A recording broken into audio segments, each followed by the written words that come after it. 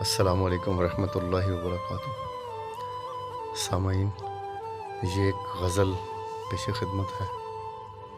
تو عرض کیا کہ رات کے سکوت میں تیری کا جدائی یاد آئی، رات کے سکوت میں تیری کا جدائی یاد آئی، چاند جب چھپنے لگا تیری بے وفائی یاد آئی۔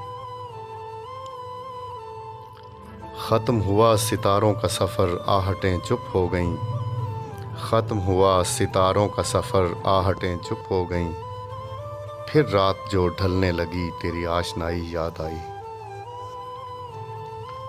تم سے بچھڑ کے ہر پل رنج و الم ہمراہ رہے، تم سے بچھڑ کے ہر گھڑی رنج و الم ہمراہ رہے، درد جب حد سے بڑھا تیری دل ربائی یاد آئی۔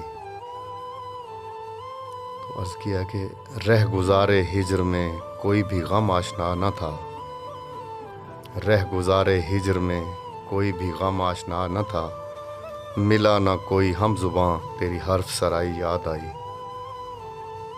کوئی درد شناسا نہ ملا تیرے جدا ہونے کے بعد، کوئی درد شناسا نہ ملا تیرے جدا ہونے کے بعد، تو نہ ہوا جو رفیق راہ تیری ہم نوائی یاد آئی۔